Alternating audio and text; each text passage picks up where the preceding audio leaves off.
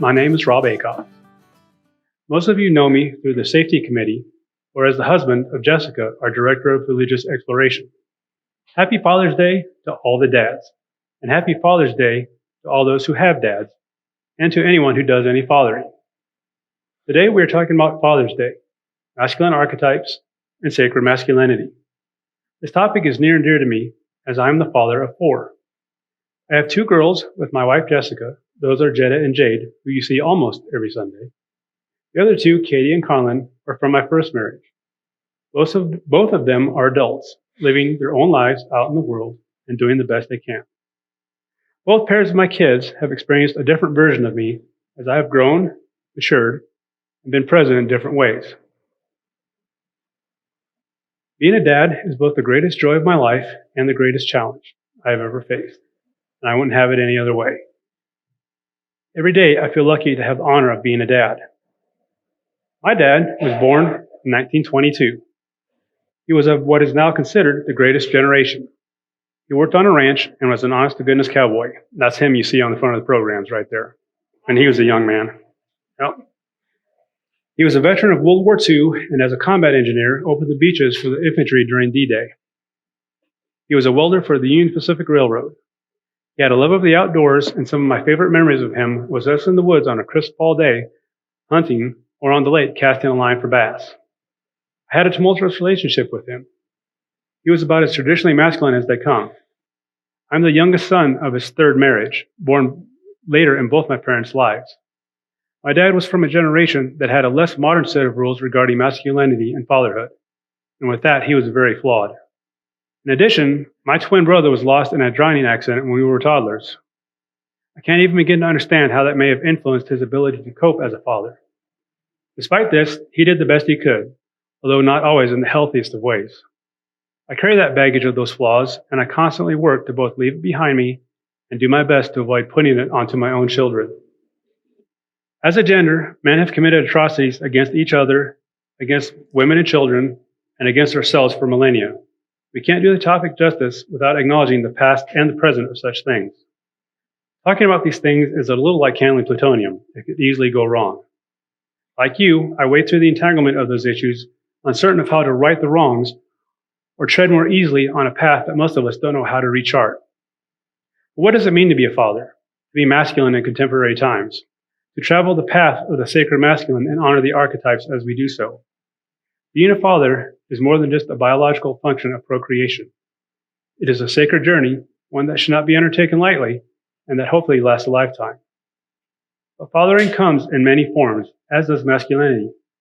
And the words father, masculinity, men, they're just that, words, used to describe all those who identify on this end of the gender spectrum, and words used to describe the intangible concepts those who identify as fathers and men may aspire to or may struggle with. And when it comes to fathers, there are many, many names. Dad, daddy, pops, father, padre, poppy, ba, bather, baba, papa. Try saying that a whole lot. These are just some of the names we call our fathers around the world in different cultures. They are the men in our lives that every little girl looks to provide an example of what a man should be and what every little boy wants to be when they grow up. Men are, or should be, role models, mentors, teachers, protectors, guides, best friends, confidants, and most important, safe adults in the lives of children. They can be described as strong, wise, funny, scary, horny, tired, grumpy, all-knowing, and cringe. I'm not really sure what that one means. I just pulled it out of the Urban Dictionary. Today, we celebrate all the fathers, every type, and we give space to wrestle with the problematic nature of honoring those who might have been complicated people. Father's Day is the day when we celebrate the men or relevant father figure in our lives. But how exactly did Father's Day come about? In the United States, Father's Day is the 3rd Sunday of June, founded in the state of Washington by Sonora Smart Dodd in 1910. Miss Dodd was the daughter of American Civil War veteran William Jackson Smart and held her father in great esteem. While hearing a church sermon about the newly recognized Mother's Day at Central Methodist Episcopal Church, Sonora felt strongly that fatherhood needed recognition as well. In addition to Father's Day, International Men's Day is celebrated in many countries on the 19th of November in honor of both men and boys. Traditions of Father's Day around the globe are widely varied, depending on the country. In some, it's considered a national holiday. In others, it's not. For example, in Catholic Europe, a customary day for the celebration of fatherhood is known to date back to at least 1508. In Nepal, the Nepalese Hindus, as well as the Nawars, honor fathers on the day of Kushi Ansi, which occurs in late August or early September, depending on the year since it depends on the lunar calendar. In recent years, Nepalese non-Hindus have also adopted the Kushi Ansi Day.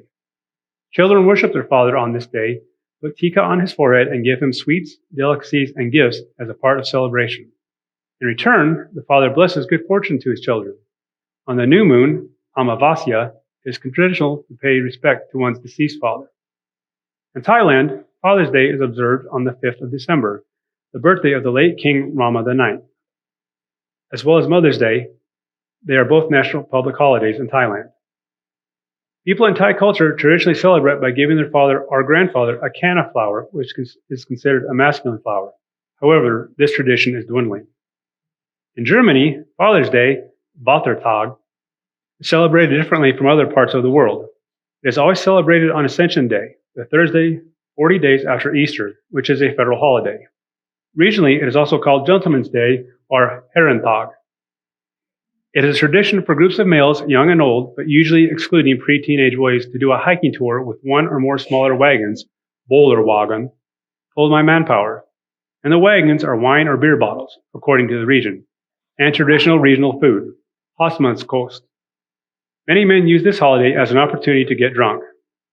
According to the Federal Statistical Office of Germany, alcohol-related traffic accidents triple on this day.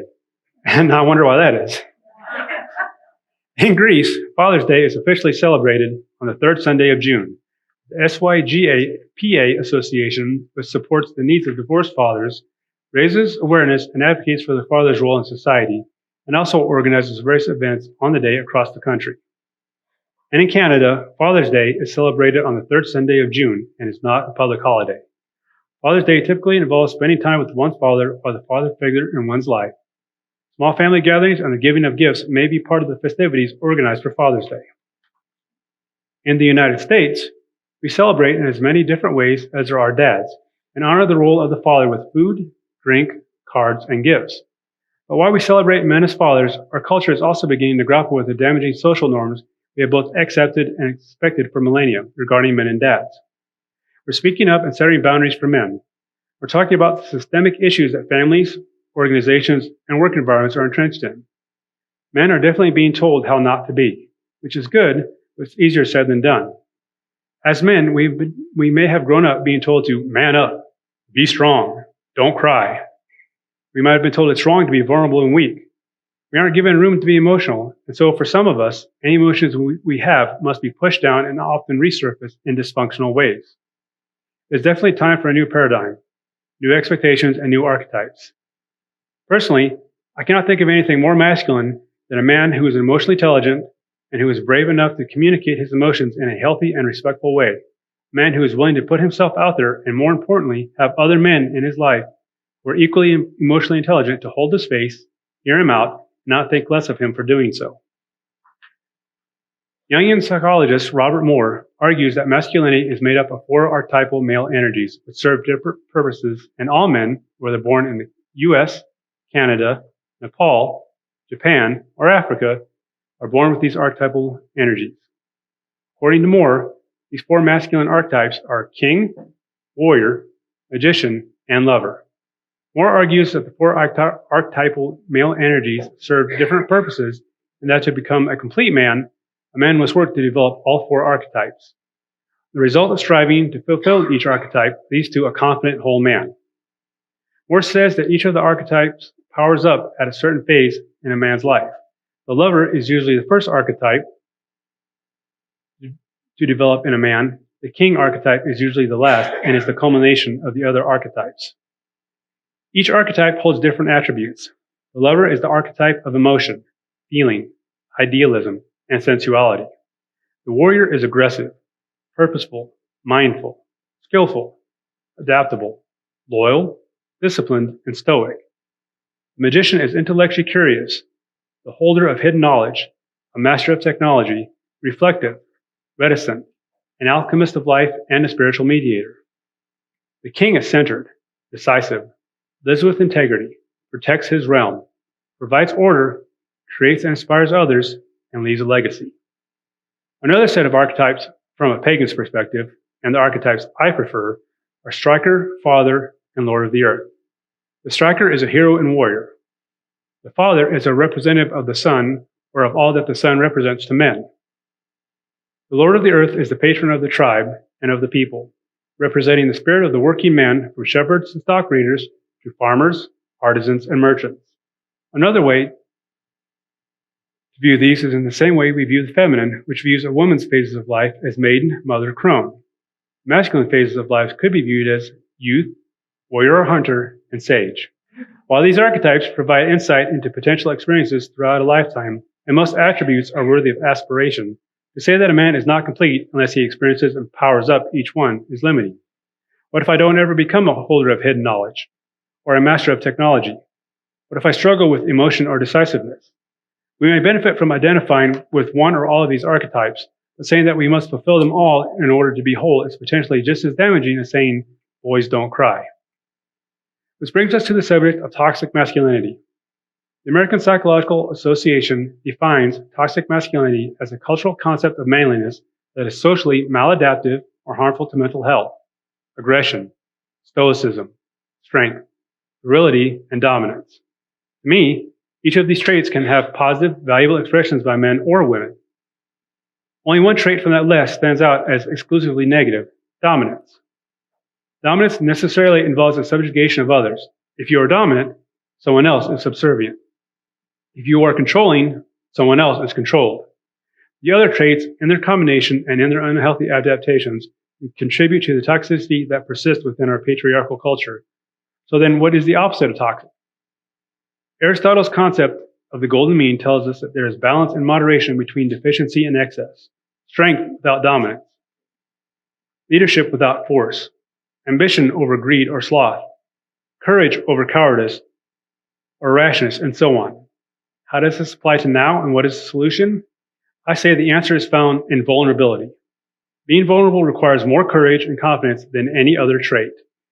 The act of vulnerability, pursuing tenderness, expressing the hurt we have inside us, owning the hurts we've caused, feeling all the feelings, and crying all the tears, that is what makes us whole. That is what will lead us into sacred masculinity, an expression of the masculine that is truly whole and worthy. For masculinity to be sacred, we must peel back the layers and dig deep into the hearts of who we are. The sacred masculine, then, is found in the unity of the head, heart, and hands, the mind and the emotions and the body. It is found in balance and temperance, doing the right thing in the right amount and in the right way. It is men holding other men accountable for being good men as well as being good at being men. It is men not going along to get along. It is men speaking out against sexism, misogyny, racism, bigotry, abuse, excess, and toxicity wherever and whenever it is found. It's emotional intelligence, self-awareness, and it is humility, men owning their words and actions. It's men cracking open the wounds and experiencing vulnerability, the only true way of healing ourselves and being the best we can be for others. The man living the sacred masculine knows that the external world is a reflection of his inner world. As Joseph Campbell said, all the gods, all the heavens, all the hells are within you. When we allow ourselves as men permission to put down the shield, witness our own flaws, be imperfect, and see in the mirror all the hells that are within us, and still not judge ourselves based on old paradigms and social rules, then we are living the sacred masculine. Many men will never be biological fathers, and many women will play double duty for the children in their lives. But like mothering, fathering is a verb, an act of taking care of all those who need it, regardless of biology. Today we honor all the fathers. We uplift you, and we see you through the lens of sacred masculinity, a lighter, gentler lens than what has gone before. The sacred masculine isn't separate from tenderness or vulnerability. It isn't separate from care or love or heartfelt connection or peace. I would like to close with a quote from Black Elk, who was a Lakota Sioux. He said, "Peace will come to the hearts of men when they realize their oneness with the universe. It is everywhere."